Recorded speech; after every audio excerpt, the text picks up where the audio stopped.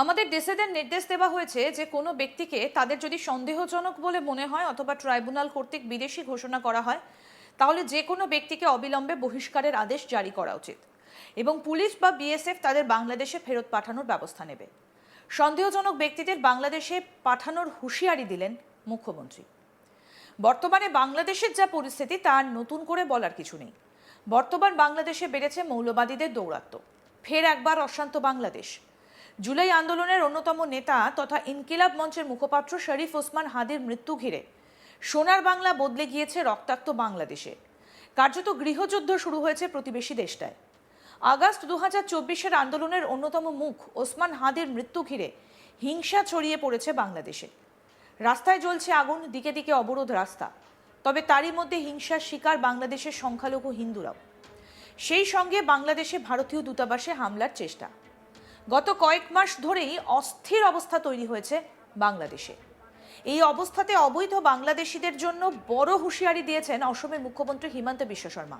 তিনি বলেন, আমাদের ডিসিদের নির্দেশ দেওয়া হয়েছে যে কোনো ব্যক্তিকে তাদের যদি সন্দেহজনক বলে মনে হয় অথবা ট্রাইব্যুনাল কর্তৃক বিদেশি ঘোষণা করা হয় তাহলে যে কোনো ব্যক্তিকে অবিলম্বে বহিষ্কারের আদেশ জারি করা উচিত এবং পুলিশ বা বিএসএফ তাদের বাংলাদেশে ফেরত পাঠানোর ব্যবস্থা নেবে। কি বলেছেন অসমের মুখ্যমন্ত্রী হিমন্ত বিশ্ব শর্মা, শুনব। Invoke Illegal Immigrants Expulsion Act. So now our DCs has been instructed that any person who you feel they are suspicious, any person who has been declared foreigners by the tribunal, we should immediately issue expulsion order and police will take or BSF will take action to send them back to Bangladesh. So the rising of over these atrocities incidents against the Hindus in the Bangladesh. I have already spoken about this very clearly. You can pick up my comments because I have already spoken it at length.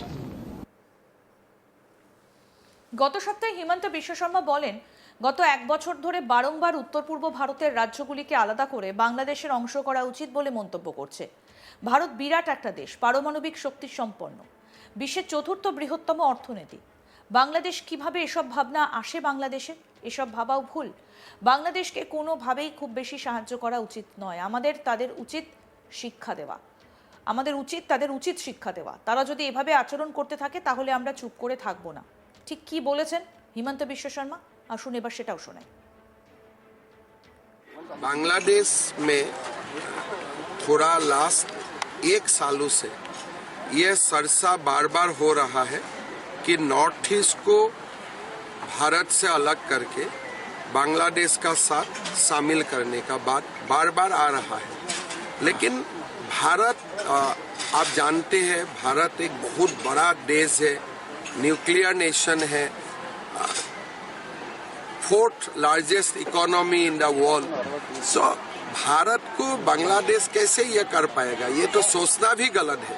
लेकिन बांग्लादेश का लोगों का सोच खराब है, हम लोग उनको बहुत ज्यादा मदद करना नहीं चाहिए और ये लोगों को भी ये सिखा देना चाहिए कि भारत का ऊपर ऐसा सब व्यवहार करने से हम लोग चुप नहीं रहेंगे। सर, देखा गया है कि दिल्ली रामलीला मैदान में एक बीजेपी कांग्रेस का नेत्री ने बोला है कि मोदी तेरी कब्र खोदेंगे, इसको लेके सर देखिए ये अभद्र व्यवहार है। कांग्रेस का लोग अपने उनका नेता और उनका जो सिपाही है ये लोग गरिमा का बाहर जाके बात करते हैं। बीजेपी गरिमा से बाहर नहीं जाते हैं, लेकिन ये लोग बार बार गरिमा से बाहर जाते हैं। मेरा लगता है कि राहुल गांधी, प्रियंका गांधी देश का सामने माफी मांगना चाहिए। इसलिए किसी का कोई ये कबर खाने के ऐसा सब का व्यवहार भारत का राजनीति में आगे कभी नहीं होते थे। দিন কয়েক আগে অসমের মুখ্যমন্ত্রী হিমন্ত বিশ্ব শর্মা বাংলাদেশের ডেমোগ্রাফি চেঞ্জের বিষয়ে আজ তাক বাংলাকে বলেন, বাংলাদেশের রাজনৈতিক নেতারা সরাসরি বলতে শুরু করেছেন নর্থ ইস্ট নাকি বাংলাদেশের অংশ। বাংলাদেশের ম্যাপেও তারা নর্থ ইস্টকে অন্তর্ভুক্তি করে দেখাচ্ছে। জবে থেকে শেখ হাসিনার সরকারের পতন হয়েছে আর তারপর মোহাম্মদ ইউনূসের সরকার আসে তখন থেকে ভারত বিরোধী কার্যকলাপ শুরু হয়ে গিয়েছে। চিকেন স্নেক নিয়ে হুমকি দিচ্ছে। আমাদের তাদের অ্যালার্ট করা উচিত। যখন কেউ ভারতের সঙ্গে নেই মানে সে পাকিস্তানের সঙ্গে রয়েছে। আমাদের আর্মি প্যারামিলিটারি ফোর্স রেডি রাখতে হবে। কি বলেছিলেন হিমন্ত বিশ্ব শর্মা সেদিন সেটাও শোনাবো। आपने बॉर्डर स्टेट की बात की थी और आपने कहा कि बांग्लादेश के कई लोग हैं, हमारा जो डेमोग्राफी है वो शुरू से हमें बचपन से थोड़ा सा ऐसे संभल के चलना पड़ता है। बांग्लादेश में जो हालात बीते दिनों बदले हैं, क्या उसका भी एक इन्फ्लुएंस और असर आप देख रहे हैं? देखिए, अभी Bangladesh and its political leaders ये लोग बहुत स्ट्रेट से बोलना शुरू किया कि north east has to be part of Bangladesh. अभी आपको देखा होगा कि मोहम्मद यूनिस जब फॉरेन लीडर्स आते हैं, he presented a map of Bangladesh with north east integrated to that particular map. So जब से शेख हसीना का गवर्नमेंट डिस्क्लोज हुए, मोहम्मद यूनिस का सरकार आए, एंटी इंडिया प्रोपोगेंडा ज्यादा हुए, खास करके कि नॉर्थ ईस्ट हमारा है। एंड चिकन नेक को लेके जो ब्लैकमेलिंग है, दे हैव उन्होंने अपना स्टेक बढ़ा दिया है। सो मेरा लगता है कि that was the design right from the days of Zulfikar Ali Bhutto when it was undivided Pakistan. मेरा लगता है कि you cannot treat Bangladesh as a friendly country, you have to remain alert and they have a sinister design so far as north east is concerned. Now it has become apparent. अभी वो दिखाई देते हैं straight away. हाँ, और वो बांग्लादेश और पाकिस्तान आपस में इस वक्त फ्लर्ट करते हुए देख रहे हैं। ऑब्वियसली जब आप इंडिया का साथ नहीं है, you will be with Pakistan, so वो तो एक बात है, लेकिन हमारे नॉर्थ ईस्ट का ऊपर जो एक तत्काल प्रभाव हो सकता है, it is like in that scenario. So हम लोग अपना विजिलेंस को बढ़ा के रखना है। We have to post more and more army paramilitary at least for defensive purposes if not offensive.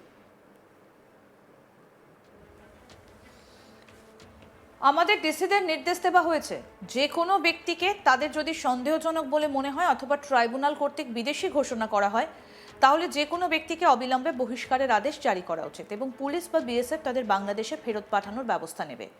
সন্দেহজনক ব্যক্তিদের বাংলাদেশে পাঠানোর হুঁশিয়ারি দিয়েছেন মুখ্যমন্ত্রী। বর্তমানে বাংলাদেশের যা পরিস্থিতি, নতুন করে আর বলার কিছু নেই।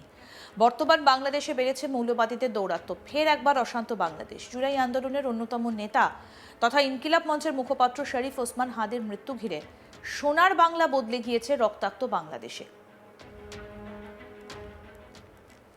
আরও আপডেট পেতে দেখতে থাকুন আজ তাক বাংলা। সাবস্ক্রাইব করুন, নোটিফিকেশন পেতে বেল বাটন অপশন প্রেস করুন।